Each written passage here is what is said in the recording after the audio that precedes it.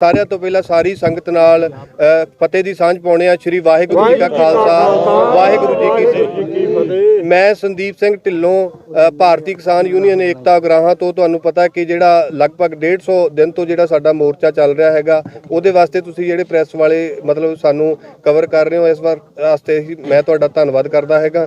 ਤੇ ਸਾਰੇ ਜਿੰਨੇ ਵੀ ਸਾਥੀ ਸਾਡੇ ਕਿਸਾਨ ਜਥੇਬੰਦੀਆਂ ਦੇ ਪਿੱਛੇ ਨੇ, ਉਹ ਆਪਦੇ ਤੌਰ ਤੇ ਇੰਟਰੋਡਿਊਸ ਤੁਹਾਨੂੰ ਕਰਵਾ ਦੇਣਗੇ। ਉਸ ਤੋਂ ਅਗਲੀ ਜਿਹੜੀ ਕਾਰਵਾਈ ਹੈ ਮੈਂ ਸਰਪੰਚ ਗੁਰਮੇਲ ਸਿੰਘ ਜੀ ਨੂੰ ਦਿੰਦਾ, ਉਹ ਤੁਹਾਡੇ ਨਾਲ ਗੱਲਬਾਤ ਕਰਨਗੇ। ਵਾਹਿਗੁਰੂ ਜੀ ਕਾ ਖਾਲਸਾ, ਵਾਹਿਗੁਰੂ ਜੀ ਕੀ ਫਤਿਹ। ਸਾਨੂੰ ਜਿਹੜੀ ਆਪਣੀ ਕਮੇਟੀ ਆ ਸਾਂਝੇ ਮੋਰਚੇ ਦੀ, ਮਾਨਯੋਗ ਮੁੱਖ ਮੰਤਰੀ ਭਗਵੰਤ ਸਿੰਘ ਮਾਨ ਜੀ ਨੇ 16 ਤਰੀਕ ਨੂੰ ਬੁਲਾਇਆ ਸੀਗਾ। ਉਹਨਾਂ ਨੇ ਕਿਹਾ ਸੀਗਾ ਕਿ ਜੇਕਰ ਫੈਕਟਰੀ ਦੀ ਜਿਹੜੀ ਪਬਲਿਕ ਹੇਅਰ ਆ ਫਰੀਦਕੋਟ ਦੇ ਬੰਦੇ ਹੋਈ ਤਾਂ ਫੈਕਟਰੀ ਮੈਂ ਬੰਦ ਕਰੂੰਗਾ। ਜੇਕਰ ਇਹਦੀ ਨਿਕਾਸੀ ਬਾਹਰ ਕਦੇ ਕੋਈ ਨਹੀਂ ਕੀਤੀ ਇਹਨਾਂ ਨੇ, ਜਿਹੜਾ ਗੰਦਾ ਪਾਣੀ ਆ, ਤਾਂ ਹੀ ਫੈਕਟਰੀ ਬੰਦ ਕਰਾਂਗੇ। ਜੇਕਰ ਕੋਈ ਪਾਣੀ ਦੇ ਵਿੱਚ ਕੋਈ ਅੰਸ਼ ਮਾੜਾ ਆ ਗਿਆ ਤਾਂ ਹੀ ਫੈਕਟਰੀ ਬੰਦ ਕਰਾਂਗੇ। ਜੇਕਰ ਸਾਨੂੰ ਪਤਾ ਲੱਗਾ ਵਾਕਈ ਹਵਾ ਇਹਦੀ ਗੰਦੀ ਕੱਢ ਰਹੀ ਆ ਜਾਂ ਇਲਾਕੇ ਨੂੰ ਬਹੁਤ ਪ੍ਰਭਾਵਿਤ ਹੋ ਰਿਹਾ, ਤਾਂ ਹੀ ਫੈਕਟਰੀ ਬੰਦ ਕਰਾਂਗੇ। ਸੋ ਉਹਨਾਂ ਵਾਸਤੇ ਉਹਨਾਂ ਨੇ ਕਮੇਟੀ ਬਣਾਈ ਸੀ। ਸੋ ਅਸੀਂ ਤਾਂ ਭਗਵੰਤ ਸਿੰਘ ਮਾਨ ਦਾ ਹੁਣ ਵੀ ਜੇਕਰ ਉਹ ਫੈਕਟਰੀ ਬੰਦ ਕਰਦੇ ਆ ਤਾਂ ਧੰਨਵਾਦ ਕਰਾਂਗੇ। ਸੋ ਜਿਹੜੀ ਅਗਲੀ ਰਣਨੀਤੀ ਆ ਸਾਡੇ ਡਾਕਟਰ ਹਰਜਿੰਦਰ ਸਾਧੂ ਵਾਲਾ ਉਹ ਦੱਸਣਗੇ।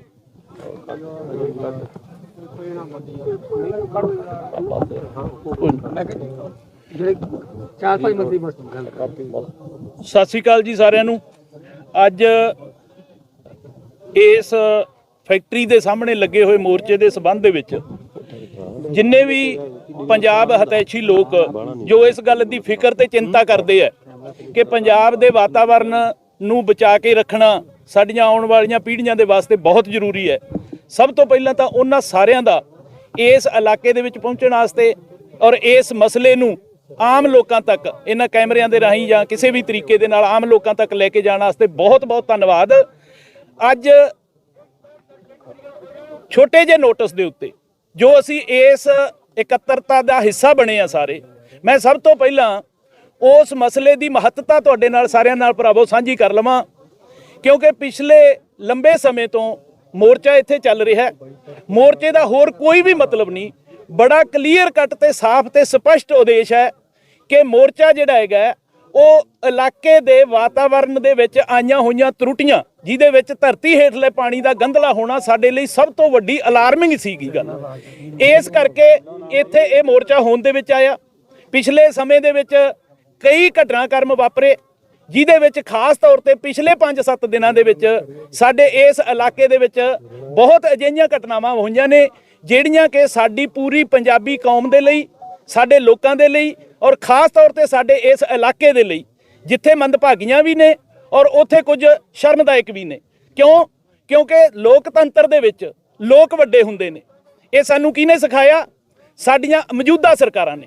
ਸਾਡੇ ਮੌਜੂਦਾ ਸ੍ਰੀ ਭਗਵੰਤ ਮਾਨ ਜੀ ਮੌਜੂਦਾ ਮੁੱਖ ਮੰਤਰੀ ਪੰਜਾਬ ਦੇ 7 ਪਰਿਆਂ ਦੇ ਵਿੱਚ ਇਹ ਗੱਲ ਦੱਸ ਕੇ ਗਏ ਨੇ ਕਿ ਲੋਕਤੰਤਰ ਦੇ ਵਿੱਚ ਲੋਕ ਵੱਡੇ ਹੁੰਦੇ ਨੇ। ਉਹਨਾਂ ਨੇ ਪਿਛਲੇ ਦਿਨਾਂ ਦੇ ਵਿੱਚ ਇਸ ਦੇ ਸਬੰਧ ਦੇ ਵਿੱਚ ਇੱਕ ਮੀਟਿੰਗ ਵੀ ਬੁਲਾਈ। ਅਸੀਂ ਬਹੁਤ ਧੰਨਵਾਦੀ ਹਾਂ। ਉਸ ਦਿਨ ਵੀ ਮੀਟਿੰਗ ਤੋਂ ਬਾਅਦ ਇਸ ਮੋਰਚੇ ਦੇ ਸਾਥੀਆਂ ਨੇ ਭਗਵੰਤ ਮਾਨ ਜੀ ਦਾ ਬੜੀ ਸ਼ਿੱਦਤ ਦੇ ਨਾਲ ਧੰਨਵਾਦ ਕੀਤਾ। ਅੱਜ ਵੀ ਸਰਪੰਚ ਸਾਹਿਬ ਨੇ ਕਿਹਾ ਕਿ ਜੇਕਰ ਉਹ ਇਸ ਮਸਲੇ ਨੂੰ ਸ਼ਿੱਦਤ ਦੇ ਨਾਲ ਲੈਂਦੇ ਨੇ, ਕਿਉਂਕਿ ਮਸਲਾ ਬਹੁਤ ਅਹਿਮ ਹੈ। ਇੱਥੇ ਵੀਰੋ ਕਿਸੇ ਦੀ ਕੋਈ ਦੋ ਧਿਰਾਂ ਦੀ ਲੜਾਈ ਨਹੀਂ ਹੈ। ਇਸ ਕਰਕੇ ਇਹਦੇ ਵਿੱਚ ਕਿਸੇ ਵੀ ਤਰ੍ਹਾਂ ਦਾ ਇਸ ਤਰ੍ਹਾਂ ਦਾ ਕੋਈ ਡਿਸਪਿਊਟ ਨਹੀਂ ਹੈ ਜਿਹੜਾ ਕੋਈ ਸੋਲਵ ਹੋ ਜੇ। ਇਹ ਮਸਲਾ ਕੋਈ ਫਾਲਟ ਲਾਈਨਸ ਕ੍ਰੀਏਟ ਹੋਈਆਂ ਨੇ ਪਿਛਲੇ ਲੰਬੇ ਸਮੇਂ ਦੇ ਵਿੱਚ ਪੰਜਾਬ ਦੀ ਧਰਤੀ ਤੇ। ਉਹਨਾਂ ਫਾਲਟ ਲਾਈਨਸ ਨੂੰ ਸੋਲਵ ਕਰਨ ਵਾਸਤੇ ਸਾਰੇ ਪੰਜਾਬ ਹਿਤੈਸ਼ੀ ਲੋਕ ਜਿਹੜੇ ਆ ਉਹ ਜਿੱਥੇ ਵੀ ਕਿਤੇ ਆਵਾਜ਼ ਆਉਂਦੀ ਹੈ ਤਾਂ ਉਹ ਇਕੱਤਰ ਹੁੰਦੇ ਨੇ, ਕਿਉਂਕਿ ਲੋਕ ਹੁਣ ਚਾਹੁੰਦੇ ਨੇ ਕਿ ਪੰਜਾਬ ਦੁਬਾਰਾ ਤੋਂ ਰੰਗਲਾ ਬਣ ਜਾਵੇ। ਸੋ ਵੀਰੋ ਉਹਦੇ ਵਿੱਚ ਅਸੀਂ, ਕਿਉਂਕਿ ਸਾਡੀ ਇੱਥੇ ਡਿਊਟੀ ਬਣਦੀ ਹੈ, ਇੱਥੇ ਪਿਛਲੇ ਦਿਨਾਂ ਦਾ ਘਟਨਾਕ੍ਰਮ ਜਿਹੜਾ ਹੈਗਾ ਪੂਰੀ ਦੁਨੀਆ ਦੇ ਵਿੱਚ ਗਿਆ, ਉਸ ਦੇ ਵਿੱਚ ਕੁਝ ਕਿੱਥੇ ਕੀ ਵਾਪਰਿਆ ਔਰ ਕਿਉਂ ਵਾਪਰਿਆ ਔਰ ਇੱਥੇ ਬੈਠੇ ਹੋਏ ਲੋਕ ਕੀ ਚਾਹੁੰਦੇ ਨੇ, ਮੈਂ ਉਹਦੇ ਵਿੱਚ 2-3 ਚੀਜ਼ਾਂ ਤੁਹਾਡੇ ਨਾਲ ਸਾਂਝੀਆਂ ਕਰਨਾ ਚਾਹੂੰਗਾ ਜੋ ਤੁਸੀਂ ਆਪਣੇ ਮਾਧਿਅਮ ਦੇ ਰਾਹੀਂ ਆਮ ਸੰਗਤ ਦੇ ਵਿੱਚ ਪਹੁੰਚਾ ਦਿਓ ਵੀਰੋ। ਉਹਦੇ ਵਿੱਚ ਸਭ ਤੋਂ ਪਹਿਲੀ ਗੱਲ ਜਿਹੜੀ ਹੈ, ਸਭ ਤੋਂ ਅਹਿਮ ਗੱਲ ਜਿਹੜੀ ਹੈ ਉਹ ਇਹ ਹੈ ਕਿ ਇੱਕ ਸ਼ਾਂਤਮਈ ਢੰਗ ਦੇ ਨਾਲ ਚੱਲ ਰਿਹਾ ਮੋਰਚਾ ਜਿਹੜਾ ਪਿਛਲੇ ਲੰਬੇ ਸਮੇਂ ਤੋਂ 5 ਮਹੀਨਿਆਂ ਤੋਂ ਲੰਬਾ ਹੋ ਗਿਆ। ਇੱਕ ਵੀ ਦਿਨ ਕੋਈ ਵੀ ਕਿਸੇ ਕਿਸਮ ਦੀ ਵਾਇਲੇਸ਼ਨ, ਕੋਈ ਕਿਸੇ ਕਿਸਮ ਦਾ ਕਾਨੂੰਨ ਕਿਸੇ ਬੰਦੇ ਨੇ ਹੱਥ 'ਚ ਲਿਆ ਹੋਵੇ, ਕੋਈ ਕਿਸੇ ਨੇ ਕਿਸੇ ਨੂੰ ਮੰਦਾ ਜਾਂ ਚੰਗਾ ਮੰਦਾ ਬੋਲਿਆ ਹੋਵੇ, ਅਜਿਹਾ ਕੁਝ ਨਹੀਂ ਵਾਪਰਿਆ ਸੀ। ਪਰ ਸਾਡੀ ਬਦਕਿਸਮਤੀ, ਸਾਡੀ ਇਸ ਧਰਤੀ ਦੀ ਬਦਕਿਸਮਤੀ, ਖਾਸ ਤੌਰ ਤੇ ਸਾਡੇ ਜੀਰੇ ਇਲਾਕੇ ਦੀ ਬਦਕਿਸਮਤੀ ਕਿ ਸਾਡੇ ਇੱਥੇ ਪ੍ਰਸ਼ਾਸਨ ਦੇ ਵਿੱਚ ਤੇ ਧਰਨਾਕਾਰੀ ਵਲੰਟੀਅਰਸ ਦੇ ਵਿੱਚ, ਲੋਕਾਂ ਦੇ ਵਿੱਚ, ਧਰਨਾਕਾਰੀ ਵੀ ਕਿਉਂ ਕਵਾਂ, ਮੈਂ ਕਵਾਂ ਕਿ ਲੋਕ ਜਿਹੜੇ ਆ ਇੱਥੇ ਆਏ ਨੇ, ਜੋ ਹੁਮ ਹਮਾ ਕੇ ਪਹੁੰਚੇ ਆ, ਉਹਨਾਂ ਦੇ ਵਿੱਚ ਇੱਕ ਇਹੋ ਜਿਹੀ ਇੱਕ ਫ੍ਰਿਕਸ਼ਨ ਕ੍ਰੀਏਟ ਕੀਤੀ ਗਈ ਹੈ ਕਿ ਪਰਚੇ ਕਰ ਦਿੱਤੇ ਗਏ। ਸੋ ਸਭ ਤੋਂ ਪਹਿਲਾਂ ਅਸੀਂ ਇੱਕ ਬੇਨਤੀ ਕਰਦੇ ਹਾਂ ਤੁਹਾਡੇ ਮਾਧਿਅਮ ਦੇ ਰਾਹੀਂ ਪੰਜਾਬ ਸਰਕਾਰ ਨੂੰ ਕਿ ਪੰਜਾਬ ਸਰਕਾਰ ਜਦੋਂ ਇੱਕ ਪਾਸੇ ਵਲੰਟੀਅਰਸ ਨੂੰ ਬੁਲਾ ਕੇ, ਇਲਾਕੇ ਦੇ ਲੋਕਾਂ ਨੂੰ ਬੁਲਾ ਕੇ ਇਸ ਸਮੱਸਿਆ ਦਾ ਹੱਲ ਕਰਨਾ ਚਾਹੁੰਦੀ ਹੈ, ਤਾਂ ਦੂਸਰੇ ਪਾਸੇ ਪਰਚਿਆਂ ਦੀ ਨੌਬਤ ਕਿਉਂ ਆਉਂਦੀ ਹੈ? ਸੋ ਸਭ ਤੋਂ ਪਹਿਲੀ ਮੰਗ ਅਸੀਂ ਅੱਜ ਤੁਹਾਡੇ ਰਾਹੀਂ ਹੱਥ ਜੋੜ ਕੇ ਆ ਸਾਰੀ ਸੰਗਤ ਇਸ ਇਲਾਕੇ ਦੀ ਹੱਥ ਬੇਨਤੀ ਕਰਦੀ ਆ ਕਿ ਪਰਚਿਆਂ ਵਾਲੀ ਗੱਲ ਕਿੱਥੋਂ ਆ ਗਈ। ਡਿਟੇਨ ਕੀਤੇ ਗਏ ਸਾਡੇ ਸਾਥੀ, ਘਰਾਂ ਚੋਂ ਚੱਕ ਕੇ ਬੀਬੀਆਂ, ਬਜ਼ੁਰਗਾਂ ਨੂੰ, ਸਾਰੇ ਸਾਥੀਆਂ ਨੂੰ, ਉਹਨਾਂ ਨੂੰ ਅੱਜ 5-5, 6-6 ਦਿਨ, 7-7 ਦਿਨ ਹੋ ਗਏ ਉਹਨਾਂ ਨੂੰ ਜੇਲ੍ਹਾਂ ਦੇ ਵਿੱਚ ਭੇਜ ਦਿੱਤਾ। ਵੀਰੋ, ਇਸ ਗੱਲ ਦੀ ਲੋੜ ਨਹੀਂ ਸੀ। ਅਸੀਂ ਬੇਨਤੀ ਕਰਦੇ ਹਾਂ ਕਿ ਸਭ ਤੋਂ ਪਹਿਲਾਂ ਕਿਸੇ ਵੀ ਤਰ੍ਹਾਂ ਦਾ ਮਾਹੌਲ ਕ੍ਰੀਏਟ ਕਰਨ ਵਾਸਤੇ, ਤਾਂ ਕਿ ਆਪਾਂ ਆਪਣੇ ਨਿਸ਼ਾਨੇ ਦੇ ਵਾਸਤੇ, ਜਿਸ ਨਿਸ਼ਾਨੇ ਨੂੰ ਮੈਂ ਸਮਝਦਾ ਕਿ ਪੰਜਾਬ ਸਰਕਾਰ ਦਾ ਵੀ ਨਿਸ਼ਾਨਾ ਹੈ ਕਿ ਰੰਗਲਾ ਪੰਜਾਬ ਬਣਾਉਣਾ, ਉਹ ਰੰਗਲਾ ਪੰਜਾਬ ਬਣਾਉਣ ਵਾਸਤੇ ਆਪਾਂ ਅੱਗੇ ਵਧੀਏ। ਉਸ ਦੇ ਵਾਸਤੇ ਸਭ ਤੋਂ ਪਹਿਲਾ ਕਦਮ ਆਪਾਂ ਇਹ ਚੁੱਕੀਏ ਕਿ ਸਾਰੇ ਪਰਚੇ ਸੀਐਮ ਸਾਹਿਬ ਨੂੰ ਬੇਨਤੀ ਕਰਦੇ ਹਾਂ ਕਿ ਬੜੇ ਛੋਟੇ ਨੋਟਿਸ ਦੇ ਉੱਤੇ, ਮੈਂ ਤਾਂ ਸਮਝਦਾ ਕਿ ਆਹ ਆਵਾਜ਼ ਜਦੋਂ ਤੁਹਾਡੀ ਸੀਐਮ ਸਿੰਘ ਤੱਕ ਪਹੁੰਚ ਜਾਵੇ, ਸਭ ਤੋਂ ਪਹਿਲੀ ਬੇਨਤੀ ਸਾਡੀ ਇਹ ਹੈ ਕਿ ਉਹ ਇਹਨਾਂ ਪਰਚਿਆਂ ਨੂੰ ਰੱਦ ਕਰ ਦੇਣ, ਤਾਂ ਕਿ ਜਿਹੜੇ ਲੋਕ ਆਪਣੇ ਘਰਾਂ ਦੇ ਵਿੱਚ ਇੱਥੇ ਰਟੌਲ ਰੋਹੀ ਦੀਆਂ ਬੀਬੀਆਂ, ਮਾਈਆਂ ਆਪਣੇ ਦਰਵਾਜ਼ਿਆਂ ਤੇ ਖੜੀਆਂ ਸੀ, ਉਹਨਾਂ ਨੂੰ ਚੱਕ ਕੇ ਮਤਲਬ ਜਿਹੜਾ ਹੈਗਾ ਕੋਈ ਪੁਲਿਸ ਦੇ ਵਿੱਚ ਇਸ ਤਰੀਕੇ ਨਾਲ ਕੋਈ ਪਰਚੇ ਕਰ ਦੇਣੇ ਜਾਂ ਡਿਟੇਨ ਕਰ ਲੈਣਾ, ਇਹ ਕੋਈ ਬੜੀ ਵਧੀਆ ਗੱਲ ਨਹੀਂ ਹੈ। ਇੱਕ ਤਾਂ ਸਭ ਤੋਂ ਪਹਿਲੀ ਇਹ ਬੇਨਤੀ ਹੈ ਉਹਨਾਂ ਨੂੰ ਪ੍ਰਵਾਨ ਕਰਨੀ ਚਾਹੀਦੀ ਹੈ। ਸੋ ਦੂਸਰੇ ਨੰਬਰ ਤੇ ਜਿਹੜੀ ਹੈਗੀ ਹੈ, ਕਿਉਂਕਿ ਇਹ ਮੋਰਚਾ ਜਿਹੜਾ ਇਹ ਇਸ ਇਲਾਕੇ ਦੀ ਸੰਗਤ ਦੇ ਵਿੱਚੋਂ ਵੱਲੋਂ ਲਾਇਆ ਗਿਆ ਵੀਰੋ, ਇਹ ਕੋਈ ਕਿਸੇ ਕਿਸਮ ਦਾ ਕੋਈ ਰਾਜਨੀਤਿਕ ਜਾਂ ਕੋਈ ਹੋਰ ਇਸ ਤਰ੍ਹਾਂ ਦਾ ਮੁੱਦਾ ਨਹੀਂ ਹੈਗਾ। ਇਹਨੂੰ ਅਸੀਂ ਸਾਰਿਆਂ ਨੂੰ ਬੇਨਤੀ ਕਰਦੇ ਹਾਂ, ਜਿੰਨੇ ਵੀ ਸਾਫ਼ ਨੀਅਤ ਲੋਕ, ਪੰਜਾਬ ਹਿਤੈਸ਼ੀ ਲੋਕ, ਜਿੰਨੇ ਵੀ ਇਹਦੇ ਵੱਲ ਵੇਖ ਰਹੇ ਨੇ, ਆਪਣੀ ਆਪਣੀ ਹਮਦਰਦੀ, ਆਪਣਾ ਆਪਣਾ ਯੋਗਦਾਨ ਦੇ ਰਹੇ ਨੇ, ਉਹਨਾਂ ਨੂੰ ਸਾਰਿਆਂ ਨੂੰ ਬੇਨਤੀ ਕਰਦੇ ਹਾਂ ਕਿ ਇਹ ਸਮੱਸਿਆ ਜਿਹੜੀ ਹੈ ਇਹ ਇੱਕ ਇਲਾਕੇ ਦੀ, ਇੱਕ ਧਰਤੀ ਹੇਠਲੇ ਪਾਣੀ ਦੀ ਤੇ ਵਾਤਾਵਰਣ ਦੀ ਸਮੱਸਿਆ ਹੈ। ਇਸ ਕਰਕੇ ਇਹਦੇ ਵਿੱਚ ਹੋਰ ਕੁਝ ਵੀ ਐਸਾ ਨਹੀਂ ਹੈ, ਕੋਈ ਇਹਦੇ ਮਤਲਬ ਨਾ ਕੱਢੇ ਜਾਣ। ਇਲਾਕੇ ਨੇ ਆਪਣੇ ਸਾਥੀਆਂ ਨੇ ਜਿਨ੍ਹਾਂ ਨੇ ਪਿਛਲੇ ਲੰਬੇ ਸਮੇਂ ਦੇ ਵਿੱਚ ਇਸ ਘੋਲ ਦੇ ਵਿੱਚ ਮੂਹਰੇ ਹੋ ਕੇ ਭੂਮਿਕਾ ਨਿਭਾਈ ਹੈ, ਗੁਰਮੇਲ ਸਿੰਘ ਸਰਪੰਚ ਹੋਰੀ, ਜਗਤਾਰ ਸਿੰਘ ਹੋਰੀ, ਸੰਦੀਪ ਹੋਰੀ, ਇਹ ਮੁੰਡਾ ਦੀਪੇ ਹੋਰੀ, ਜਾਂ ਹੋਰ ਇਸ ਤਰ੍ਹਾਂ ਕੁਝ ਸਾਡੇ ਸਾਰੇ ਸਾਥੀ ਜਿਹੜੇ ਇੱਥੇ ਸੀਗੇ, ਉਹਨਾਂ ਨੇ ਹੀ ਜਾ ਕੇ ਉਸ ਦਿਨ ਸੀਐਮ ਸਾਹਿਬ ਦੇ ਨਾਲ ਜਦੋਂ ਉਹਨਾਂ ਨੇ ਬੁਲਾਇਆ ਸ਼ਾਰਟ ਨੋਟਿਸ ਤੇ ਉੱਥੇ ਜਾ ਕੇ ਗੱਲ ਕੀਤੀ, ਆਪਣੀ ਸਮੱਸਿਆ ਦੱਸੀ ਹੈ। ਸੋ ਅੱਜ ਪੂਰੇ ਪੰਜਾਬ ਦੇ ਵਿੱਚੋਂ, ਹਰ ਜਗ੍ਹਾ ਤੋਂ, ਹਰ ਤਰ੍ਹਾਂ ਦਾ ਸਟੇਕ, ਪੰਜਾਬ ਹਿਤੈਸ਼ੀ ਲੋਕ, ਕਿਸਾਨ ਜਥੇਬੰਦੀਆਂ, ਉਹਨਾਂ ਸਾਰਿਆਂ ਨੇ ਜਦੋਂ ਇਸ ਆਵਾਜ਼ ਨੂੰ ਸੁਣਿਆ ਤਾਂ ਉਹ ਸਾਰੇ ਇੱਥੇ ਪਹੁੰਚੇ ਨੇ। ਉਹ ਲਗਾਤਾਰ ਪਹੁੰਚ ਰਹੇ ਨੇ, ਉਹਨਾਂ ਦੇ ਵਲੰਟੀਅਰ ਆ ਰਹੇ ਨੇ, ਉਹਨਾਂ ਦੀ ਗਿਣਤੀ ਵੱਡੀ ਹੁੰਦੀ ਹੈ, ਸ਼ਾਇਦ ਕੁਝ ਇਸ ਕਰਕੇ ਵੀ ਪ੍ਰਸ਼ਾਸਨ ਨੂੰ ਇਸ ਤਰ੍ਹਾਂ ਦਾ ਲੱਗਦਾ। ਪਰ ਅਸੀਂ ਸਾਰਿਆਂ ਨੂੰ ਬੇਨਤੀ ਕਰਦੇ ਹਾਂ ਕਿ ਸਾਰੀਆਂ ਜਥੇਬੰਦੀਆਂ, ਚਾਹੇ ਉਹ ਧਾਰਮਿਕ ਜਥੇਬੰਦੀਆਂ, ਚਾਹੇ ਸਮਾਜਿਕ ਜਥੇਬੰਦੀਆਂ, ਕਿਸਾਨ ਜਥੇਬੰਦੀਆਂ, ਉਹ ਇਸ ਸ਼ਾਂਤਮਈ ਮੋਰਚੇ ਨੂੰ, ਸ਼ਾਂਤਮਈ ਧਰਨੇ ਨੂੰ ਸ਼ਾਂਤਮਈ ਤਰੀਕੇ ਦੇ ਨਾਲ ਅੱਗੇ ਵਧਾਉਣ ਵਾਸਤੇ ਵਲੰਟਰਲੀ ਇਸ ਇਲਾਕੇ ਦੇ ਜਿਹੜੇ ਇਹ ਵਲੰਟੀਅਰ ਲੋਕ ਜਿਹੜੇ ਜਾ ਕੇ ਮਤਲਬ ਇੱਥੇ ਜਿਹੜੇ ਅਗਵਾਈ ਕਰ ਰਹੇ ਨੇ, ਉਹਨਾਂ ਦਾ ਸਹਿਯੋਗ ਕਰਨ, ਹਰ ਤਰ੍ਹਾਂ ਦੇ ਨਾਲ ਸਹਿਯੋਗ ਕਰਨ, ਤਾਂ ਕਿ ਇਹ ਗੱਲ ਜਿਹੜੀ ਹੈਗੀ ਹੈ ਇਹ ਕਿਸੇ ਮੁਕਾਮ ਤੱਕ ਪਹੁੰਚ ਸਕੇ। ਅਸੀਂ ਇਹ ਦੂਸਰੀ ਬੇਨਤੀ ਇਹ ਅੱਜ ਦੀ ਇਹ ਕਰਨੀ ਚਾਹੁੰਦੇ ਸੀ। ਤੀਸਰੀ ਬੇਨਤੀ ਵੀਰੋ, ਇੱਕ ਜਿਹੜੀ ਹੈ ਇਸ ਦੇ ਸੰਬੰਧ ਦੇ ਵਿੱਚ ਅਸੀਂ ਕਰਨੀ ਚਾਹੁੰਦੇ ਹਾਂ, ਉਹ ਇਹ ਹੈ ਕਿ ਕਈ ਤਰ੍ਹਾਂ ਦੀਆਂ ਕਮੇਟੀਆਂ ਵਗੈਰਾ ਬਣਾਉਣ ਦੀ ਗੱਲ ਚੱਲੀ ਸੀ। ਬੜਾ ਤੁਹਾਡੇ ਵੀ ਸਾਰੇ ਮੀਡੀਆ ਦੇ ਵਿੱਚ ਅਲੱਗ-ਅਲੱਗ ਜਗ੍ਹਾ ਤੇ ਕਿਤੇ ਵੀ ਜਦੋਂ ਤੁਸੀਂ ਕੋਈ ਗੱਲ ਕਰਦੇ ਹੋ ਤਾਂ ਗੱਲ ਚੱਲਦੀ ਹੈ ਕਿ ਸੀਐਮ ਸਾਹਿਬ, ਕਿਉਂਕਿ ਸੀਐਮ ਸਾਹਿਬ ਨੇ ਕਿਹਾ ਸੀਗਾ ਔਰ ਉਹ ਪ੍ਰਸ਼ਾਸਨ ਨੇ ਵੀ ਉਹਨੂੰ ਕੁਝ ਹੱਦ ਤੱਕ ਇੰਪਲੀਮੈਂਟ ਕੀਤਾ। ਉਸ ਦੇ ਵਿੱਚ ਜਿਹੜੀ ਇਸ ਇਲਾਕੇ ਦੀ ਕਮੇਟੀ ਜਾਂ ਇਹ ਸਾਰੇ ਸਾਥੀ, ਵਲੰਟੀਅਰ ਸਾਥੀ, ਤੇ ਜਾਂ ਹੋਰ ਵੀ ਸਾਡੇ ਸਹਿਯੋਗ ਦੇ ਵਿੱਚ ਜਿੰਨੇ ਜਥੇਬੰਦੀਆਂ ਦੇ ਸਾਰੇ ਤਜਰਬੇਕਾਰ ਲੋਕ ਆਏ ਨੇ, ਉਹਨਾਂ ਸਾਰਿਆਂ ਦਾ ਰਲ ਮਿਲ ਕੇ ਇੱਕ ਮੰਨਣਾ ਹੈ ਕਿ ਸਭ ਤੋਂ ਪਹਿਲਾਂ ਜਿਹੜੀ ਮੁੱਖ ਮੰਗ ਰੱਖੀ ਗਈ ਹੈ, ਉਸ ਮੁੱਖ ਮੰਗ ਦੇ ਉੱਤੇ ਫੈਕਟਰੀ ਬੰਦ ਕਰਨ ਦੀ ਜਿਹੜੀ ਮੁੱਖ ਮੰਗ ਰੱਖੀ ਗਈ ਹੈ, ਪਹਿਲਾਂ ਉਹਨੂੰ ਇੰਪਲੀਮੈਂਟ ਕੀਤਾ ਜਾਵੇ। ਉਸ ਤੋਂ ਬਾਅਦ ਪੰਜਾਬ ਸਰਕਾਰ ਦੇ ਅਦਾਰੇ, ਖਾਸ ਤੌਰ ਤੇ ਪ੍ਰਦੂਸ਼ਣ ਕੰਟਰੋਲ ਬੋਰਡ ਅਦਾਰਾ ਜਿਹੜਾ ਹੈਗਾ, ਉਹਦੇ ਤੇ ਇੱਕ ਬਹੁਤ ਵੱਡਾ ਆਬਜੈਕਸ਼ਨ ਹੈ ਪੰਜਾਬ ਦੇ ਲੋਕਾਂ ਨੂੰ, ਉਹਨੂੰ ਬਾਹਰ ਰੱਖ ਕੇ ਹੋਰ ਜਿੰਨੀਆਂ ਕ੍ਰੈਡੀਬਲ ਸੰਸਥਾਵਾਂ ਨੇ ਉਹਨਾਂ ਨੂੰ ਵਿੱਚ ਰੱਖ ਕੇ ਜੋ ਵੀ ਕਿਸੇ ਤਰ੍ਹਾਂ ਦੀਆਂ ਕਮੇਟੀਆਂ ਕੋਈ ਬਣਾਈਆਂ ਜਾਣਗੀਆਂ ਜਾਂ ਬਣਾਉਣੀਆਂ ਠੀਕ ਸਮਝੀਆਂ ਜਾਣਗੀਆਂ, ਉਹਨਾਂ ਦੀ ਅਹਿਮੀਅਤ ਜਿਹੜੀ ਹੈ ਉਹ ਉਸ ਤੋਂ ਬਾਅਦ ਅੱਗੇ ਆਉਂਦੀ ਹੈ। ਪਹਿਲੀ ਮੰਗ ਜਿਹੜੀ ਹੈਗੀ ਆ ਉਹ ਇਸ ਮੰਗ ਦੇ ਉੱਤੇ ਗੌਰ ਕਰਨਾ ਚਾਹੀਦਾ। ਇਸ ਤੋਂ ਗਾਂਹ ਅੱਗੇ ਗੱਲ ਤੋਰਨ ਵਾਸਤੇ ਉਹ ਇਲਾਕੇ ਦੇ ਲੋਕ, ਇਹ ਸਾਰੇ ਪਤਵੰਤੇ ਲੋਕ ਜਿਹੜੇ ਹੈ ਇਸ ਗੱਲ ਦੇ ਨਾਲ ਸਹਿਮਤ ਹੈ ਕਿ ਉਹ ਜੀ ਮਤਲਬ ਜਿਹੜਾ ਹੈਗਾ ਜੇ ਕੋਈ ਜਿਸ ਤਰੀਕੇ ਨਾਲ ਵੀ ਬਣੇਗੀ ਉਹਨੂੰ ਬੜੇ ਲੋਕਤੰਤਰਕ ਢੰਗ ਦੇ ਨਾਲ ਬਣਾਇਆ ਜਾਵੇ, ਤਾਂ ਕਿ ਬਾਅਦ ਦੇ ਵਿੱਚ ਗੱਲ ਫੇਰ ਵੀ ਸਾਡੇ ਤੇ ਮਤਲਬ ਕੋਈ ਇਸ ਤਰ੍ਹਾਂ ਦੀ ਨਾ ਰਹਿ ਜੇ ਕਿ ਕੋਈ ਗੱਲ ਸਪਸ਼ਟ ਨਾ ਹੋਵੇ। ਪਰ ਉਹਨਾਂ ਦੀ ਹੋਂਦ ਜਿਹੜੀ ਹੈ ਉਸ ਤੋਂ ਬਾਅਦ ਆਉਂਦੀ ਹੈ, ਪਹਿਲਾਂ ਇਹ ਮੰਗ ਮਨਜ਼ੂਰ ਕਰਕੇ ਉਸ ਤੋਂ ਗੱਲ ਅੱਗੇ ਤੁਰਨੀ ਚਾਹੀਦੀ ਹੈ। ਸੋ ਤੇ 4 ਮੰਗਾਂ ਸੀ ਜੀ ਇਹ।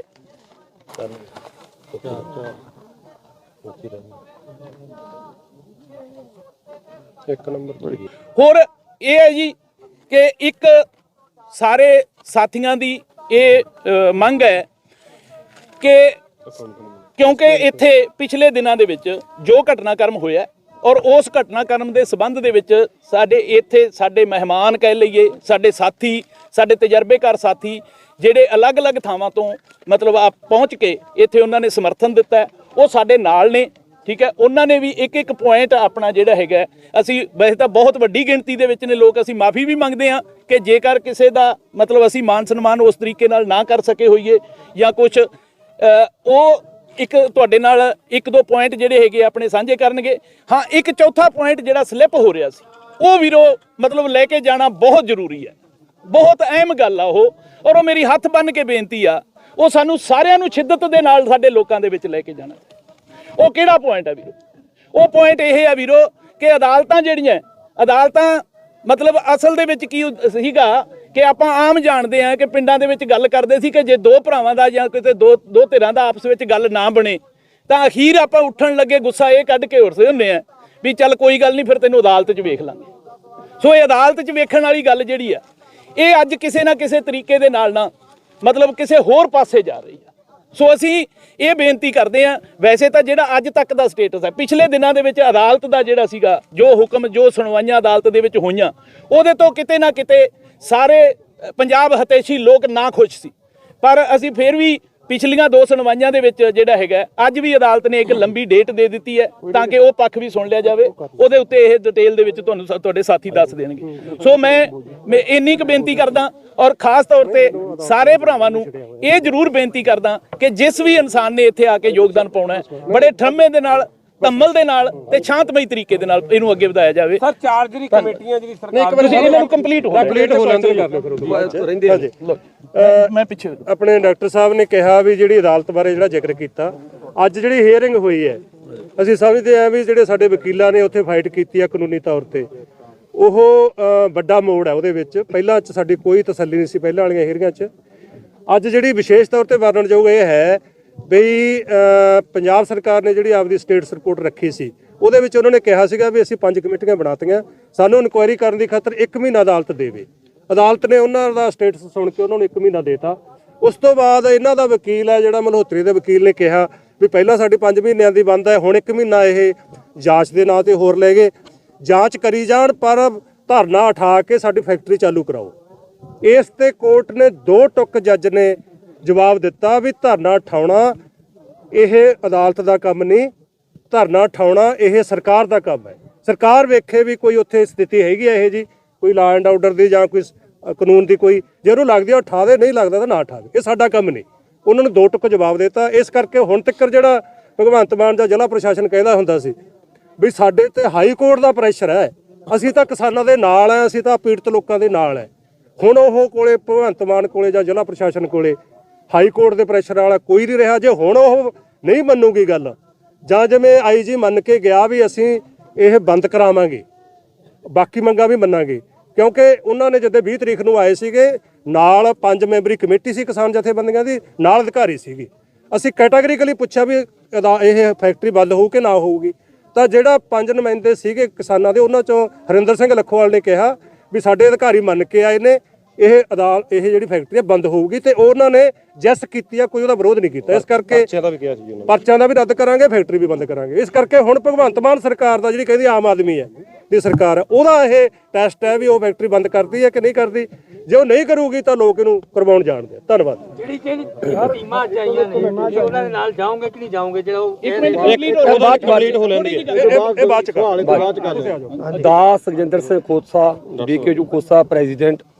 ਕਿਉਂਕਿ ਦੇਖੋ ਸਾਡੇ ਗੁਰੂਆਂ ਦੀ ਫਿਲਾਸਫੀ ਆ, ਪਵਨ ਗੁਰੂ ਪਾਣੀ ਪਿਤਾ ਮਾਤਾ ਧਰਤ ਮਹਤ। ਦੇਖੋ ਉਸ ਜਿਹੜੀ ਫਿਲਾਸਫੀ ਤੇ ਜੇ ਸਰਕਾਰਾਂ ਅੱਜ ਨਾ ਪਹਿਰਾ ਦੇਣ ਤੇ ਸਮਾਜ ਨੂੰ ਉਜੜਾ ਵੇਖਣਾ ਚਾਹੁੰਦੀਆਂ, ਜਿੱਥੇ ਸਮਾਜ ਨੇ ਤਹਈਆ ਕਰਕੇ, ਜਿੱਥੇ ਪਾਣੀ ਪਲੂਟ ਹੋਇਆ ਸੀ, ਹਵਾ ਪਲੂਟ ਹੋਈ, ਉਤੇ ਇੱਕ ਪਹਿਰਾ ਦਿੱਤਾ। ਉੱਥੇ 24 ਜੁਲਾਈ ਨੂੰ ਜਿਹੜਾ ਐਜੀਟੇਸ਼ਨ ਸ਼ੁਰੂ ਕੀਤੀ, ਸਰਕਾਰਾਂ ਨੇ 5 ਮਹੀਨੇ ਕੋਈ ਗੱਲ ਨਹੀਂ ਸੁਣੀ।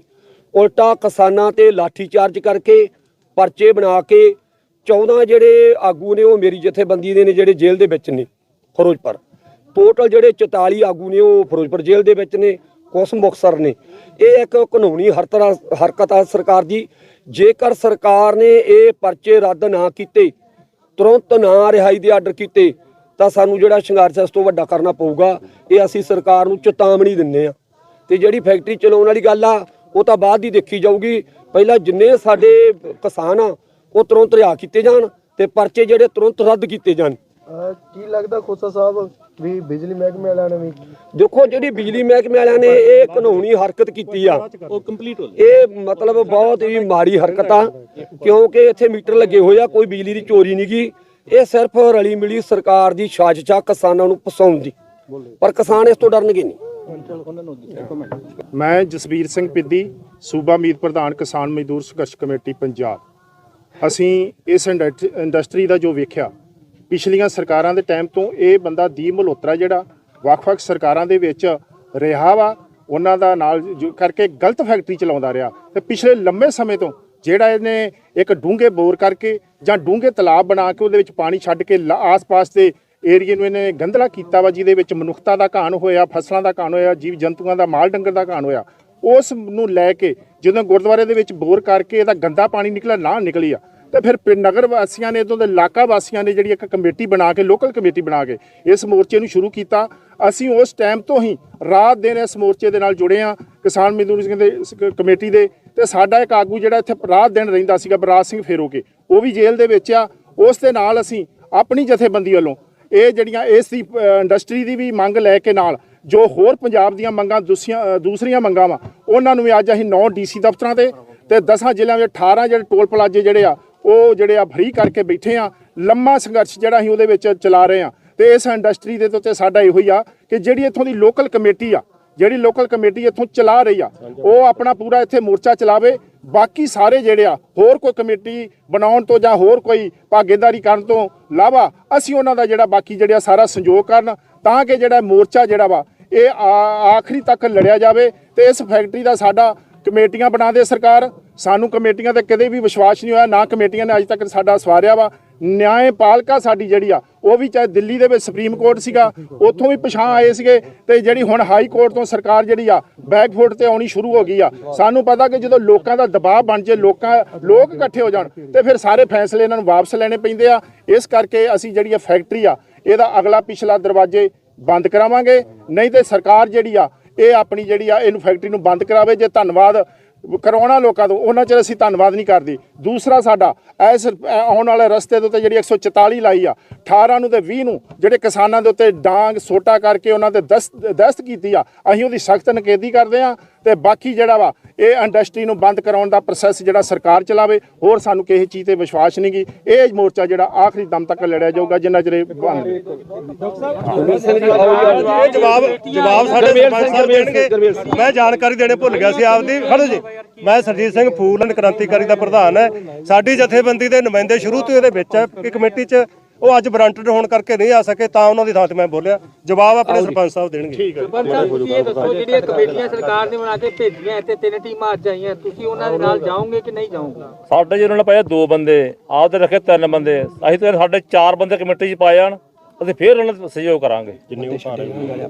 ਇੱਕ ਦੂਸਰੀ ਬੇਨਤੀ ਇਹ ਆ, ਉਸ ਤੋਂ ਪਹਿਲਾਂ ਜਿੰਨੇ ਜੇਕਰ ਉਹਨਾਂ ਦੇ ਬੰਦੇ ਬਾਅਦ ਵਿੱਚ ਪਹਿਲਾਂ ਜਿੰਨੇ ਸਾਡੇ ਬੰਦੇ ਨੇ ਬਿਨਾਂ ਗੱਲਬਾਤ ਤੋਂ, ਬਿਨਾਂ ਕਿਸੇ ਵੀ ਜਿਹੜੇ ਬੰਦੇ ਫੜੇ ਆ, ਅਰੈਸਟ ਕੀਤੇ ਆ, ਕੋਈ ਗੱਲ ਨਹੀਂ, ਕੋਈ ਬਾਤ ਨਹੀਂ, ਕੋਈ ਉਹਨਾਂ ਨੇ ਝਗੜਾ ਨਹੀਂ ਕੀਤਾ, ਉਹਨਾਂ ਨੂੰ ਪਹਿਲਾਂ ਰਿਆਜ਼ ਕਰੇ, ਉਹ ਤੋਂ ਬਾਅਦ ਚ ਕਮੇਟੀ ਦੇ ਪਾਸੇ ਹੋਵਾਂਗੇ। ਅਗਲੀ ਤਰੀਕ ਕਿੰਨੀ ਪਈ ਹੈ ਜੀ? ਸਾਡੇ ਅਗਲੀ ਤਰੀਕ ਕਿੰਨੀ ਪਈ ਹੈ? ਸਾਡੇ ਜਿਹੜੇ ਬੰਦੇ ਫੜੇ ਆ, ਜਿਹੜੇ ਸਾਡੇ ਬੰਦੇ ਫੜੇ ਆ ਨਾ, ਪਹਿਲਾਂ ਛੱਡੇ ਜਾਣ, ਬਿਨਾਂ ਗੱਲਬਾਤ ਤੋਂ ਫੜੇ, ਬਿਨਾਂ ਉਹ ਛੱਡੇ ਜਾਣ। ਪਰ ਮੇਰਾ ਸਵਾਲ ਹੈ ਕਿ ਹੁਣ ਤੁਸੀਂ ਉਹਨਾਂ ਕਮੇਟੀਆਂ ਨੂੰ ਹੁਣ ਅਟੈਂਡ ਕਰੋਗੇ ਕਿ ਨਹੀਂ ਕਰੋਗੇ? ਬਿਲਕੁਲ ਟੈਂਡ ਬਾਅਦ ਚ ਸਾਡੇ ਜਿਹੜੇ ਬੰਦੇ ਇਹਨਾਂ ਨੇ ਬਿਨਾਂ ਕਿਸੇ ਗੱਲਬਾਤ ਤੋਂ ਫੜੇ, ਉਹ ਪਹਿਲਾਂ ਛੱਡੇ ਜਾਣ ਪਹਿਲਾਂ। ਉਹਦੀ ਤੇ ਤੁਸੀਂ ਅਟੈਂਡ ਨਹੀਂ ਨਹੀਂ ਜੀ ਕਰਾਂਗੇ ਕੋਈ ਨਹੀਂ ਦੇਖੋ ਜੀ ਫੇਰ ਕਲੀਅਰ ਕਰ ਦਈਏ, ਇੱਕ ਤਾਂ ਪੁਆਇੰਟ ਵਾਈਜ਼ ਜਿਹੜੀ ਬੇਨਤੀ ਅਸੀਂ ਪੁਆਇੰਟ ਵਾਈਜ਼ ਕੀਤੀ ਆ, 1 ਨੰਬਰ 2 ਨੰਬਰ 3 ਨੰਬਰ ਕਹਿ ਕੇ, ਉਹਦਾ ਮਤਲਬ ਹੀ ਇਹ ਆ ਕਿ ਉਹ ਅਸੀਂ ਪ੍ਰੋਸੈਸ ਹੀ ਬੇਨਤੀ ਕਰ ਰਹੇ ਆ ਸਰਕਾਰ ਦੇ ਅੱਗੇ, ਮੁੱਖ ਮੰਤਰੀ ਜੀ ਅੱਗੇ, ਉਹਨਾਂ ਨੂੰ ਸਟੈਪ ਬਾਈ ਸਟੈਪ ਉਹ ਲੈ ਕੇ ਆਉਣ। ਪਹਿਲਾਂ ਵੀ ਜਲਦਬਾਜ਼ੀ ਦੇ ਵਿੱਚ ਉਦੋਂ ਹੋ ਗਿਆ। ਪਹਿਲਾ ਪੁਆਇੰਟ ਹੀ ਉਹਦੇ 'ਚ ਤਾਂ ਇਹ ਦੱਸਿਆ ਸੀਗਾ ਕਿ ਪਹਿਲਾਂ ਤਾਂ ਸਭ ਤੋਂ ਪਹਿਲਾਂ ਕਿਉਂਕਿ ਕਿਸੇ ਕਿਸਮ ਦੀ ਵਾਇਲੇਸ਼ਨ ਹੋਈ ਨਹੀਂ ਹੈ, ਕਿਸੇ ਕਿਸਮ ਦੀ ਕੋਈ ਤੋੜ ਭੰਨ ਕੋਈ ਹੋਰ ਗੱਲਬਾਤ ਹੋਈ ਨਹੀਂ ਆ, ਸੋ ਸਭ ਤੋਂ ਪਹਿਲਾਂ ਉਹ ਮਾਹੌਲ ਬਣਾਇਆ ਜਾਵੇ, ਉਹ ਕੀਤਾ ਜਾਵੇ, ਉਸ ਤੋਂ ਗਾਂ ਅਗਲੀਆਂ ਗੱਲਾਂ ਜਿਹੜੀਆਂ ਹੈਗੀਆਂ ਉਸ ਹਿਸਾਬ ਨਾਲ। ਸਰ ਇਹ ਦੱਸੋ, ਇੱਕ ਫੈਕਟਰੀ ਤੇ ਬੰਦ ਪਈ ਹੈ, ਤੁਸੀਂ ਕਹਿ ਰਹੇ ਹੋ ਤੁਸੀਂ ਕਹਿ ਰਹੇ ਹੋ ਫੈਕਟਰੀ ਬੰਦ ਕਰਨੀ ਚਾਹੀਦੀ, ਫੈਕਟਰੀ ਤੇ ਆਲਰੇਡੀ ਬੰਦ ਹੈ ਜੀ ਜੀ ਤੁਸੀਂ ਕਹਿ ਰਹੇ ਹੋ ਫੈਕਟਰੀ ਪਹਿਲੇ ਬੰਦ ਕਰਾਈ ਜਾਵੇ, ਤੁਹਾਡੇ ਜਿੱਥੇ ਲੀਗਲ ਤੌਰ ਤੇ ਸਰਕਾਰ ਬੰਦ ਨਹੀਂ ਜੀ, ਉਹ ਤਾਂ ਫਿਰ ਇਹ ਬੰਦ ਤਾਂ ਫਿਰ ਉਹ ਨਾਲ ਫਿਰ ਦੂਸਰੇ ਪਾਸੇ ਵੀ ਹੈ ਨਾ, ਉਹ ਵੀ ਤਾਂ ਸਾਰਾ ਤੁਹਾਡੇ ਸਾਹਮਣੇ ਆ ਕਿ ਅਦਾਲਤ ਦੇ ਵਿੱਚ ਫਿਰ ਅਦਾਲਤ ਕਹਿ ਰਹੀ ਸੀ ਕਿ ਇਹ ਜਿਹੜਾ ਹੈਗਾ ਲੋਕਾਂ ਨੇ ਬੰਦ ਕੀਤੀ ਹੋਈ ਆ। ਠੀਕ ਹੈ ਨਾ, ਸਰਕਾਰ ਦੀ ਗੱਲ ਹੈ, ਸਰਕਾਰ ਦੀ ਇਨਵੋਲਵਮੈਂਟ ਕੀਤੀ, ਕਿਉਂਕਿ ਸਰਕਾਰ ਚੁਣੀ ਗਈ ਹੈ। ਸਰਪੰਚ ਸਾਹਿਬ ਇਹ ਆਪਾਂ 3 ਦਿਨ ਤੋਂ ਆਪਾਂ ਨੂੰ ਆਈਜੀ ਸਾਹਿਬ ਨੇ ਵੀ ਕਿਹਾ ਸੀ, ਤੁਸੀਂ ਉਹਨਾਂ ਨੂੰ ਸਟੇਜ ਤੇ ਵੀ ਕਿਹਾ ਵੀ ਸਾਡੇ ਸਿੰਘ ਜਿਹੜੇ ਨੇ ਜਿੰਨੇ ਫੜੇ ਗਏ ਨੇ ਮੈਂਬਰ ਜਿਹੜੇ ਨੇ ਉਹ ਰਿਹਾ ਕੀਤੇ ਆ। 3 ਦਿਨ ਦੇ ਵਿੱਚ ਉਹਨਾਂ ਨੇ ਕੋਈ ਵੀ ਤੁਹਾਨੂੰ ਕੋਈ ਨਿਆਂ ਨਹੀਂ ਦਿੱਤਾ? ਨਹੀਂ ਜੀ, ਕੁਛ ਵੀ ਨਹੀਂ ਕੀਤਾ ਜੀ। ਉਹ ਤੁਹਾਨੂੰ ਲੱਗਦਾ ਵੀ ਅੱਗੇ ਦੇਣਗੇ ਨਿਆਂ? ਸਾਨੂੰ ਲੱਗਦਾ ਨਹੀਂ ਨਿਆਂ ਦੇਣਗੇ, ਕਿਉਂਕਿ ਉਹਦਿਆਂ ਦੇ ਅਸੀਂ ਛਾਪੇਮਾਰੀ ਨਹੀਂ ਕਰਦੇ, ਬਾਅਦ ਚ ਛਾਪੇਮਾਰੀ ਕੀਤੀ ਇਹਨਾਂ ਸਾਡੇ ਬੰਦਿਆਂ ਦੇ ਬਿਨਾਂ ਗੱਲਬਾਤ ਤੋਂ। ਬਿਜਲੀ ਚੋਰੀ ਵਾਲੀ ਵੀ ਕਰ ਦਿੰਦੇ ਆ FIR ਕਹਿੰਦੇ ਅਸੀਂ ਵਾਪਸ ਲੈ ਲੈਨੇ ਆ। ਹਾਂਜੀ, ਇਸ ਤੋਂ ਬਾਅਦ ਤੁਸੀਂ ਸਰਕਾਰ ਨਾਲ ਟੇਬਲ ਟਾਕ ਤੇ ਨੈਗੋਸ਼ੀਏਸ਼ਨ ਲਈ ਤਿਆਰ ਹੋ, ਜਿਹਦੀ ਕਿਸੇ ਹਾਲਤ ਦੇ ਵਿੱਚ ਫੈਕਟਰੀ ਦੀ ਨਰਮ ਰੂਪ ਰਹੇਗਾ? ਬਿਲਕੁਲ ਅਸੀਂ ਬਿਲਕੁਲ ਜਾਵਾਂਗੇ, ਪਰ ਅਸੀਂ ਤਾਂ ਅੱਗੇ ਵੀ ਕਹਿ ਚੁੱਕੇ ਆ, ਭਗਵੰਤ ਮਾਨ ਇਹ ਕਹਿ ਦੇਵੇ ਵੀ ਸਾਰੇ ਜਿਵੇਂ ਜਿਸ ਤਰ੍ਹਾਂ ਜੋ ਵੀ ਨੁਕਸ ਨਿਕਲਦਾ ਵਿੱਚੋਂ ਫੈਕਟਰੀ ਬੰਦ ਕਰ ਦੇਵੇ ਤਾਂ ਅਸੀਂ ਉਹਦਾ ਧੰਨਵਾਦ ਕਰਾਂਗੇ, ਫਿਰ ਵੀ ਕਰਾਂਗੇ। ਉਸੇ ਪਿੱਛੇ ਤਾਂ ਜੀ ਕਮੇਟੀਆਂ ਬਣਾਈਆਂ, 3 ਕਮੇਟੀਆਂ, ਤੁਸੀਂ ਕਹਿ ਰਹੇ ਵੀ ਅਸੀਂ ਉਨੀ ਦੇ ਨਾਲ ਨਹੀਂ ਜਾਵਾਂਗੇ, ਫਿਰ ਉਹ ਕਿਸ ਤਰ੍ਹਾਂ ਜਾਂਚ ਕਰਨਗੇ? ਹੱਲ ਕਿਵੇਂ ਹੋਏਗਾ? ਸਾਡੇ ਜਿਹੜੇ ਬੰਦੇ ਸ਼ਾਂਤਮਈ ਪ੍ਰਦਰਸ਼ਨ ਕਰ ਰਹੇ ਸੀ ਉਹਨਾਂ ਨੂੰ ਕਿਹੜੀ ਗੱਲ ਫੜਿਆ ਇਹਨਾਂ ਨੇ, ਉਹ ਵੀ ਗਲਤ ਕੰਮ ਕੀਤਾ ਨਾ, ਉਹ ਛੱਡ ਉਹੀ ਬੰਦੇ ਸਾਡੇ ਵਿੱਚ ਆ ਜਿਨ੍ਹਾਂ ਪਰ ਉਹ ਕਹਿ ਰਹੇ ਨੇ ਕਿ ਉਹਨਾਂ ਨੇ ਪੁਲਿਸ ਦੇ ਉੱਤੇ ਹਮਲਾ ਕਰਨ ਦੀ ਕੋਸ਼ਿਸ਼ ਕੀਤੀ, ਕੋਈ ਗੱਡੀ ਚੜਾਈ ਸੀ ਇੱਦਾਂ ਦੀ? ਬਿਲਕੁਲ ਨਹੀਂ, ਸਾਡੇ ਗਲੀਆਂ 'ਚ ਤੁਰੇ ਜਾਂਦੇ ਬੰਦੇ ਫੜ ਕੇ ਅੰਦਰ ਜੇਲ੍ਹਾਂ 'ਚ ਬੰਦ ਕਰਤੇ ਉਹਨਾਂ ਨੇ। ਸਾਡੇ ਘਰੋਂ ਚੱਕ ਕੇ ਬੰਦੇ ਫਤਿਹ ਸਿੰਘ ਟੌਲ ਘਰੋਂ ਚੱਕ ਕੇ ਲਿਆਏ, ਉਹਨੂੰ ਜਾ ਕੇ ਜੇਲ੍ਹ 'ਚ ਬੰਦ ਕਰਤਾ। ਪਰ ਹੁਣ ਤੁਹਾਡਾ ਨੈਕਸਟ ਐਕਸ਼ਨ ਕੀ ਰਹੇਗਾ? ਹਾਂਜੀ, ਅਗਲਾ ਐਕਸ਼ਨ ਕੀ ਹੈ ਤੁਹਾਡਾ? ਅਗਲਾ ਐਕਸ਼ਨ ਇਹ ਆ ਜੀ, ਅਸੀਂ ਸਾਰੀਆਂ ਹੀ ਜਥੇਬੰਦੀਆਂ ਨਾਲ ਮੀਟਿੰਗ ਕਰਕੇ ਜਿਹੜੇ ਪੰਜਾਬ ਦੇ ਦਰਦੀ ਲੋਕ ਉਹਨਾਂ ਨਾਲ ਮੀਟਿੰਗ ਕਰਕੇ ਇੱਕ ਵੱਡਾ ਐਕਸ਼ਨ ਦੇਵਾਂਗੇ। ਜੇ ਸਾਡੇ ਬੰਦੇ ਨਹੀਂ ਛੱਡੇ ਤਾਂ ਤੇ ਅਸੀਂ ਸਰਕਾਰ ਨੂੰ ਬੇਨਤੀ ਕਰਦੇ ਹਾਂ, ਐਗਜ਼ਾਮਪਲ ਦਿੰਨੇ ਆ ਇੱਕ ਜੀ, ਸਾਡੇ ਜੀਰੇ ਦੀ ਮਾਣਮੱਤੀ ਸ਼ਖਸੀਅਤ ਇੱਕ ਵਾਤਾਵਰਨ ਪ੍ਰੇਮੀ ਡਾਕਟਰ ਗੁਰਚਰਨ ਸਿੰਘ ਜੀ ਨੂਰਪੁਰ, ਉਹਨਾਂ ਨੇ 2 ਕਿੱਲਿਆਂ ਦੇ ਵਿੱਚ ਇੱਕ ਜੰਗਲ ਲਾਇਆ, ਆਪਣੇ ਮਤਲਬ ਸਮਾਜ ਨੂੰ ਬਹੁਤ ਜ਼ਿਆਦਾ ਦੇਣਾ। ਉਹਨਾਂ ਦੇ ਉੱਤੇ ਇੱਕ ਝੂਠਾ ਪਰਚਾ ਕਰਤਾ ਜੀ, ਝੂਠਾ ਪਰਚਾ ਕਿਹੜਾ? ਆਰਮ ਐਕਟ ਦਾ। ਇਦਾਂ ਦੇ ਸਰਕਾਰ ਪਰਚੇ ਕਰ ਰਹੀ ਆ, ਜਿਵੇਂ ਹੁਣ ਸਾਡੇ ਉੱਤੇ ਕੱਲ 10 ਬੰਦਿਆਂ ਉੱਤੇ ਬਿਜਲੀ ਚੋਰੀ ਦਾ ਪਰਚਾ ਕੀਤਾ। ਅਸੀਂ ਤੁਹਾਨੂੰ ਦੱਸਣਾ ਚਾਹਾਂਗੇ, ਜਿਹੜਾ ਬਿਜਲੀ ਦਾ ਮੀਟਰ ਆ ਇਹ ਸਰਕਾਰ ਨੇ ਹੀ ਲਾਇਆ ਹੋਇਆ। ਬਿਜਲੀ ਦਫ਼ਤਰ 'ਚੋਂ ਐਕਸੀਅਨ ਲਾ ਕੇ ਗਿਆ ਜੀ, ਸਰਕਾਰੀ ਮੀਟਰ ਲੱਗਾ ਹੋਇਆ, ਤੁਹਾਨੂੰ ਦਿਖਾ ਸਕਦੇ ਆ। ਤੇ ਇੱਕ ਪਾਸੇ ਬਿਊਰੋਕ੍ਰੇਸੀ ਉੱਥੇ ਪਰਚੇ ਤੇ ਪਰਚਾ ਕਰ ਰਹੀ ਆ, ਇੱਕ ਪਾਸੇ ਸਰਕਾਰ ਸਾਡੇ ਨੂੰ ਮੀਟਿੰਗ ਤੇ ਬੁਲਾ ਰਹੀ ਆ। ਅਸੀਂ ਕਿਵੇਂ ਵਿਸ਼ਵਾਸ ਕਰੀਏ? ਸਰਕਾਰ ਨੂੰ ਬੇਨਤੀ ਆ ਜੀ, ਜਿਹੜਾ ਮੀਟਰ ਲੱਗਾ, ਜੇ ਅਸੀਂ ਬਿਜਲੀ ਚੋਰੀ ਕਰ ਰਹੇ ਆ ਤੇ ਮੀਟਰ ਕਿਉਂ ਲਾਇਆ? ਇਹਦਾ ਮਤਲਬ ਤੁਸੀਂ ਸਰਕਾਰ ਉੱਤੇ ਵੀ ਪਰਚਾ ਕਰੋ, ਐਕਸੀਅਨ ਉੱਤੇ ਵੀ ਪਰਚਾ ਹੋਵੇ ਵੀ ਉਹਨੇ ਜੋ ਨਜਾਇਜ਼ ਮੀਟਰ ਲਾਇਆ। ਫਿਰ ਤੇ ਅਸੀਂ ਬੇਨਤੀ ਕਰਦੇ ਹਾਂ ਸਰਕਾਰ ਨੂੰ, ਜਿੰਨਾ ਤਿੱਕਰ ਸਾਡੇ ਸ਼ਾਂਤਮਈ ਬੰਦੇ ਛੱਡੇ ਨਹੀਂ ਜਾਂਦੇ ਸਾਰੇ, ਤੇ ਉਹਨਾਂ ਤਿੱਕਰ ਅਸੀਂ ਕੋਈ ਵੀ ਹਲੇ ਮੀਟਿੰਗ ਨਹੀਂ ਕਰਾਂਗੇ। ਤੇ ਸਰਕਾਰ ਨੂੰ ਬੇਨਤੀ ਆ ਵੀ ਸਾਡੇ ਪਹਿਲਾਂ ਬੰਦੇ ਛੱਡੋ, ਜਿਹੜੇ ਪਰਚੇ ਕੀਤੇ ਆ, ਝੂਠੇ ਪਰਚੇ ਕੀਤੇ, ਉਹ ਰੱਦ ਕੀਤੇ ਜਾਣ ਜੀ। ਤੁਹਾਡਾ ਅਗਲਾ ਮੋਡ ਆਫ ਐਕਸ਼ਨ ਕੀ ਹੈ? ਹੁਣ ਧਰਨਾ ਇੱਥੇ ਚੱਲੇਗਾ ਕਿ ਅੱਗੇ ਵਧੇਗਾ? ਧਰਨਾ ਇੱਥੇ ਚੱਲੂਗਾ ਜੀ। ਹਾਲ ਦੀ ਘੜੀ ਅਸੀਂ 5 ਮਹੀਨਿਆਂ ਦੇ ਵਿੱਚ ਸ਼ਰਾਬ ਫੈਕਟਰੀ ਦਾ ਕੋਈ ਡੱਕਾ ਨਹੀਂ ਹਿਲਾਇਆ ਤੇ ਨਾ ਹਿਲਾਵਾਂਗੇ। ਸ਼ਾਂਤਮਈ ਬੈਠੇ ਆ, ਸ਼ਾਂਤਮਈ ਬੈਠੇ ਰਵਾਂਗੇ, ਅਸੀਂ ਸ਼ਾਂਤੀ ਭੰਗ ਕਦੇ ਨਹੀਂ ਕਰਾਂਗੇ ਤੇ ਇੱਥੇ ਬੈਠੇ ਰਵਾਂਗੇ ਜੀ। ਤੁਹਾਨੂੰ ਟੈਕਨੀਕਲੀ ਦੱਸਣਗੇ ਮੱਤੇ ਵਾਲੇ ਤੋਂ ਜੀ। ਹਾਂਜੀ, ਅਸੀਂ ਕੇਸ ਲਗਾਇਆ ਹੋਇਆ। ਤੁਹਾਨੂੰ ਇਹ ਦੱਸ ਦਈਏ ਕਿ ਅੱਜ ਤੱਕ Punjab pollution control board, DC Ferozepur ਪ੍ਰਸ਼ਾਸਨ ਜਿਹੜਾ ਹੈ, ਇਹ ਮੀਡੀਆ ਨੂੰ, ਲੋਕਾਂ ਨੂੰ ਗੁੰਮਰਾਹ ਕਰਦਾ ਆਇਆ। ਈਵਨ ਕਿ ਉਹਨਾਂ ਨੇ ਮੁੱਖ ਮੰਤਰੀ ਜੀ ਨੂੰ ਗੁੰਮਰਾਹ ਕੀਤਾ ਹੈ ਕਿ ਇਹ ਜਿਹੜੀ ਰਿਪੋਰਟ ਹੈਗੀ, ਜਿਹੜੀ NGT ਮੋਨੀਟਰਿੰਗ ਕਮੇਟੀ ਜਿਹੜੀ ਆਈ ਸੀ ਸੀਚੇਵਾਲ ਜੀ, ਜਸਟਿਸ ਜਸਵੀਰ ਸਿੰਘ ਜੀ ਵਾਲੀ, ਕਿ ਇਹ ਰਿਪੋਰਟ ਨੂੰ ਉਹਨਾਂ ਨੇ NGT ਦੀ ਰਿਪੋਰਟ ਕਹਿ ਕੇ ਪੇਸ਼ ਕੀਤਾ, ਜਦ ਕਿ NGT ਨੇ ਇਹ ਕਮੇਟੀ ਨੂੰ ਬਣਾਇਆ ਹੀ ਨਹੀਂ ਅਜੇ ਤੱਕ। ਜੇ ਤੁਸੀਂ ਕਾਗਜ਼ਾਂ 'ਤੇ ਜਾਓ ਤਾਂ ਤੁਹਾਨੂੰ ਸਾਫ਼ ਪਤਾ ਲੱਗੇਗਾ ਕਿ NGT ਮੋਨੀਟਰਿੰਗ ਕਮੇਟੀ ਨੇ ਆਪਣੀ ਰਿਪੋਰਟ DC ਫਿਰੋਜ਼ਪੁਰ ਨੂੰ ਦਿੱਤੀ। ਕੀ DC ਫਿਰੋਜ਼ਪੁਰ NGT ਤੋਂ ਉੱਤੇ ਹੈ? ਤੇ ਜੇ NGT ਨੇ ਕੋਈ ਕਲੀਨ ਚਿੱਟ ਦਿੱਤੀ ਹੈ, ਉਹ ਕਾਗਜ਼ ਕਿੱਥੇ ਨੇ? ਉਹ NGT ਦੇ ਹੁਕਮ ਕਿੱਥੇ ਨੇ?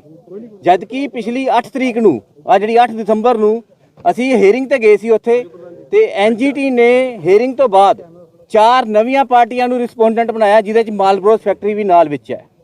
ਤੇ ਜੇ ਐਨਜੀਟੀ ਦੀ ਕੋਈ ਕਲੀਨ ਚਿੱਟ ਦੀ ਗੱਲ ਆ ਰਹੀ ਹੈ, ਉਹ ਕੋਈ ਕਾਗਜ਼ ਤਾਂ ਹੋਏਗਾ ਜਿਹੜਾ ਕਿ ਮੀਡੀਆ ਦੇ ਵਿੱਚ ਫੈਲਾਇਆ ਜਾ ਰਿਹਾ, ਝੂਠਾ ਲੋਕਾਂ ਦੇ ਵਿੱਚ ਫੈਲਾਇਆ ਜਾ ਰਿਹਾ ਹੈ। ਸਾਡਾ ਇੱਕੋ ਇੱਕ ਹੈਗਾ ਕਿ ਜਿਹੜਾ ਪੰਜਾਬ ਪੋਲਿਊਸ਼ਨ ਕੰਟਰੋਲ ਬੋਰਡ ਤੇ ਜਿਹੜੀ ਕਮੇਟੀ ਪਹਿਲੇ ਬਣੀ ਸੀਗੀ, ਉਹਨੇ ਅੱਜ ਤੱਕ ਗੁੰਮਰਾਹੀ ਕੀਤਾ, ਝੂਠ ਬੋਲਿਆ। ਉਹਨੇ ਇੰਨਾ ਤੱਕ ਵਿੱਚ ਲਿਖਿਆ ਰਿਪੋਰਟ ਦੇ ਕਿ ਜਿਹੜੀ ਮੋਨੀਟਰਿੰਗ ਕਮੇਟੀ ਆਈ ਸੀ ਇੱਥੇ, ਉਹਦੇ ਵਿੱਚ ਪਬਲਿਕ ਐਕਸ਼ਨ ਕਮੇਟੀ ਨਾਲ ਸੀਗੀ। ਅਸੀਂ ਤਾਂ ਇੱਥੇ ਸੀਗੇ ਹੀ ਨਹੀਂ। ਇਸ ਲਈ ਇਦਾਂ ਦੀ ਕਮੇਟੀਆਂ ਦੇ ਉੱਤੇ ਸਾਨੂੰ ਕੋਈ ਵਿਸ਼ਵਾਸ ਨਹੀਂ ਹੈ।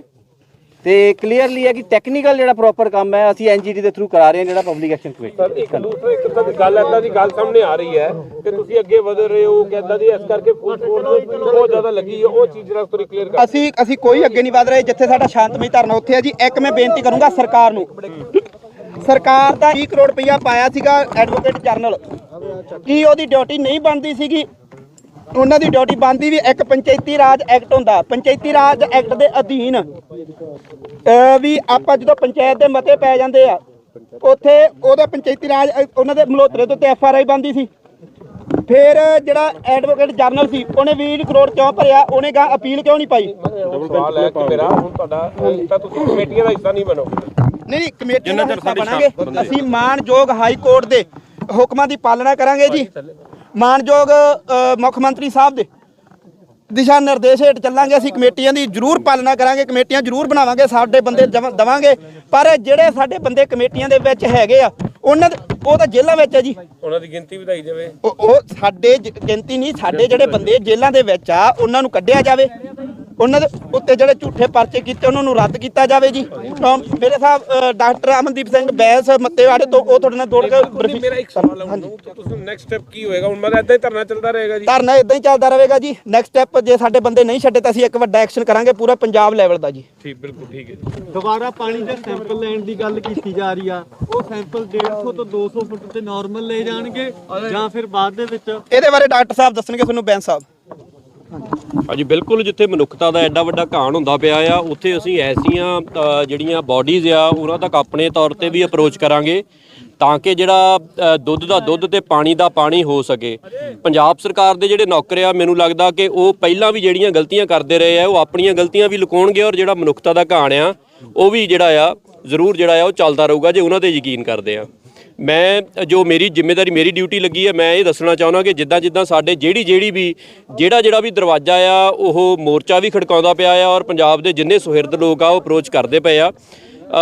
ਇਹ ਲੜਾਈ ਨੂੰ ਅਸੀਂ ਯੂਨਾਈਟਿਡ ਨੇਸ਼ਨ ਤੱਕ ਵੀ ਲੈ ਕੇ ਗਏ ਆ ਔਰ ਭਾਰਤ ਦੇ ਵਿੱਚ ਯੂਨਾਈਟਿਡ ਨੇਸ਼ਨ ਦੇ 3 ਦਫ਼ਤਰ ਆ ਜਿਹੜੇ ਕੰਮ ਕਰਦੇ ਪਏ ਆ, ਉਹਨਾਂ ਤੱਕ ਵੀ ਅਸੀਂ ਪਹੁੰਚ ਕੀਤੀ ਆ। ਕਿਉਂਕਿ ਯੂਨਾਈਟਿਡ ਨੇਸ਼ਨ ਦਾ ਜਿਹੜਾ ਮਨੁੱਖੀ ਅਧਿਕਾਰ ਦਾ ਜਿਹੜਾ ਦਫ਼ਤਰ ਆ, ਉਹ ਵੀ ਭਾਰਤ ਸਰਕਾਰ ਤੇ ਪੰਜਾਬ ਸਰਕਾਰ ਦੇ ਨਾਲ ਰਲ ਕੇ ਕੰਮ ਕਰਦਾ ਆ। ਦੂਸਰਾ ਮਨੁੱਖੀ ਇੱਕ United nation office of drug control and crime, ਉਹਦਾ ਵੀ ਜਿਹੜਾ ਆ ਭਾਰਤ ਸਰਕਾਰ ਦੇ ਨਾਲ ਪਾਰਟਨਰ ਆ। ਇਹਨਾਂ ਸੰਸਥਾਵਾਂ ਦੇ ਵਿੱਚ ਵੀ ਅਸੀਂ ਜਿਹੜੀ ਮੋਰਚੇ ਦੀ ਜਿਹੜੀ ਆ ਆਵਾਜ਼ ਆ ਉਹ ਬੁਲੰਦ ਕੀਤੀ ਹੈ, ਕਿਉਂਕਿ ਇਹ ਜਿਹੜਾ ਮੁੱਦਾ ਆ ਇਹ ਇੱਕ ਪੰਜਾਬੀ ਕੌਮ ਦੀ ਹੋਂਦ ਤੇ ਆ ਕੇ ਵੀ ਖੜਿਆ ਆ। ਚਾਹੇ ਇਹ ਲੋਕ ਆਪਣੇ ਪੈਸੇ ਦੇ ਬਚਾਉਣ ਦੇ ਲਈ ਕਰਦੇ ਹੋਣ, ਪਰ ਇੱਕ ਐਥਨਿਕ ਕਲੈਂਜ਼ਿੰਗ ਆ। ਜਿਹੜੀ ਪੰਜਾਬੀ ਕੌਮ ਆ ਉਹਦਾ ਪਾਣੀ ਜਦੋਂ ਖਤਰੇ 'ਚ ਜ਼ਹਿਰੀਲਾ ਹੋ ਜਾਂਦਾ ਆ ਤੇ ਸਾਡੀ ਕੌਮ ਤੇ ਵੀ ਇਹ ਖਤਰਾ ਪੈਦਾ ਹੋ ਜਾਂਦਾ ਆ। ਅਸੀਂ ਆਪਣੀ ਕੌਮ ਮੁੱਕਣ ਤੋਂ ਬਾਅਦ ਨਹੀਂ UN ਜਾਣਾ ਚਾਹੁੰਦੇ, ਤਾਂ ਇੰਟਰਨੈਸ਼ਨਲ ਜਿਹੜੀਆਂ ਸੰਸਥਾਵਾਂ ਆ ਉਹਨਾਂ ਤੱਕ ਅਸੀਂ ਪਹੁੰਚ ਜਿਹੜੀ ਆ ਉਹ ਵੀ ਸ਼ੁਰੂ ਕਰ ਦਿੱਤੀ ਆ। ਔਰ ਪੰਜਾਬ ਸਰਕਾਰ G20 ਦੀ ਮੇਜ਼ਬਾਨੀ ਕਰੇ ਤੇ ਨਾਲ ਮਨੁੱਖੀ ਅਧਿਕਾਰਾਂ ਦਾ ਘਾਣ ਹੋਵੇ, ਇਹ ਦੋਨੋਂ ਚੀਜ਼ਾਂ ਜਿਹੜੀਆਂ ਆ ਇਕੱਠੀਆਂ ਨਹੀਂ ਹੋ ਸਕਦੀਆਂ। ਧੰਨਵਾਦ।